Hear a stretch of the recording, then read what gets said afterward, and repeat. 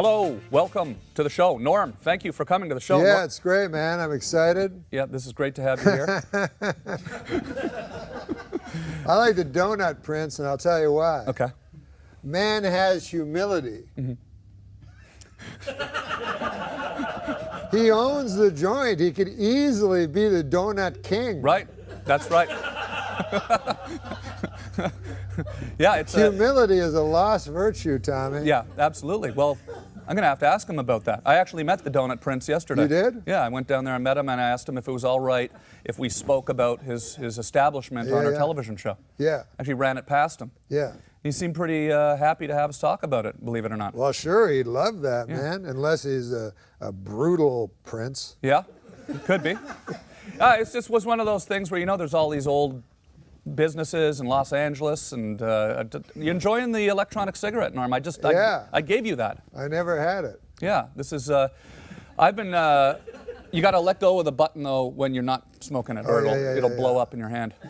It's it's essentially a battery that will explode if you. The thing about that brand of electronic cigarette, not to go on and on about it, but if you put it in your back pocket and you sit on it, you'll feel it starting to burn a hole in your ass. Yeah. I don't know if you've ever had the experience. You don't smoke, but a pack of matches suddenly igniting inside of your. That actually happens? Sure, it happens quite frequently amongst common smokers. You know Machiavelli?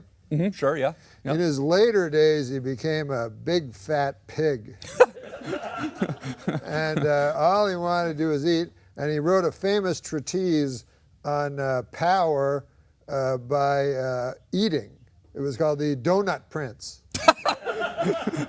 Yes, absolutely, yeah. The Donut Prince would fake his own death to hide from his enemies in a pile of cronuts or something like that, right? This network is owned by Mark Cuban. Yes, that's right, yeah. And an interesting side note, I did a show called The Sports Show, and Mark Cuban liked it and wanted to do it on his network, which had a different name at that point. Yeah, HDNet, yeah.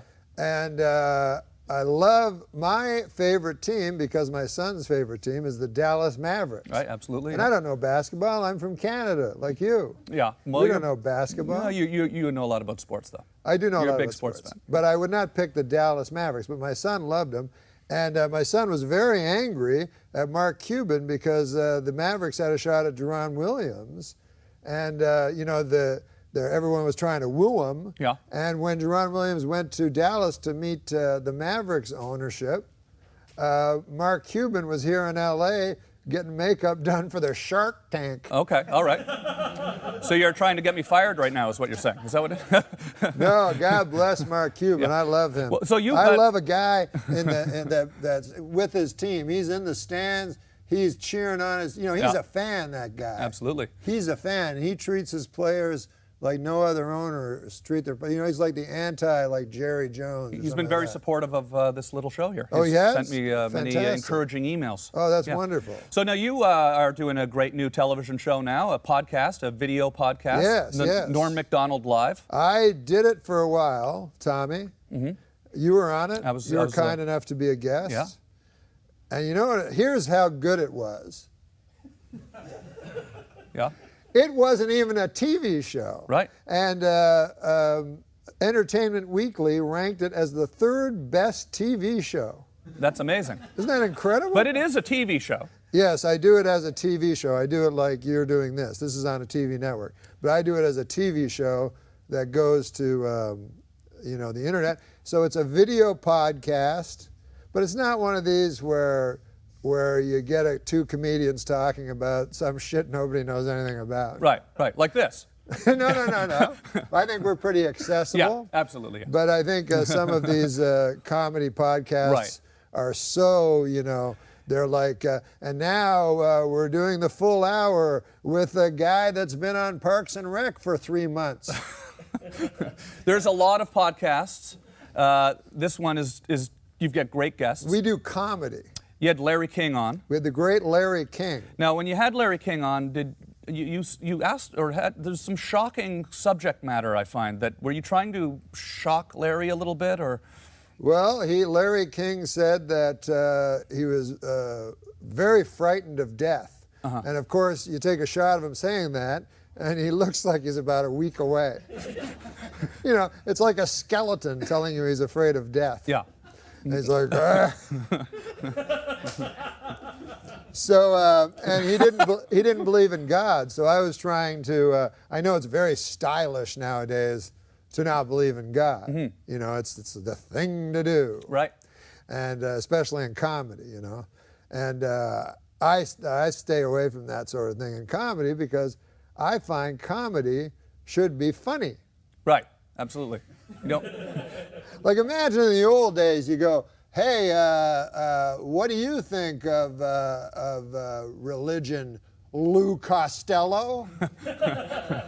But death is something that is a big theme in your comedy, though. Death itself. Death is, yes, because this is. You want me to tell you why, Tommy? Yes. Because I did stand-up, as you know, in Ottawa, and I was talking about stuff, and Sammy Kinison came, you know, to Canada, and he wasn't famous or nothing, and he took a liking to me, and he took me across the country, and it was the greatest time I ever had.